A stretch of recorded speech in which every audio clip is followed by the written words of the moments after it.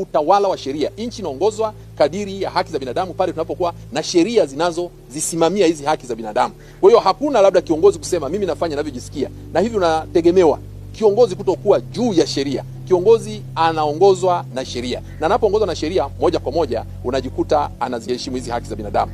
Na ili aweze kufanya vizuri katika hilo, kiongozi yoyote yule kwenye nchi yoyote ile lazima akubali wenye sauti ni wenye haki zile, ambao ni raia wake au raia waliomweka madarakani.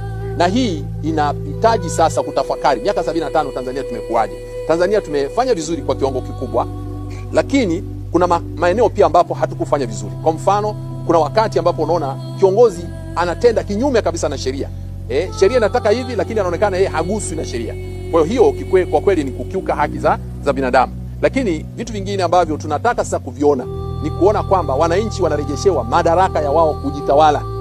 Kwa hivyo unapowekwa madarakani na wananchi, lengo lake ni nini? Uzilinde haki zao za msingi na uwasikilize na uwatii, na ujue kwamba wao ndio wana mamlaka ya mwisho kuhusu utawala wa nchi yao. Hili ndio tunasema sasa haki za binadamu zitufikishie kule. Lakini haki za binadamu hizi hazitenganishwi. Haki za binadamu za kisiasa, haki za kibinadamu za kiuchumi, haki za kibinadamu za kijamii, za kiutamaduni, zote zimefungamana. Na kwa Tanzania tungependa kuona maendeleo ya uchumi yanawekwa sasa kupewa kipaumbele.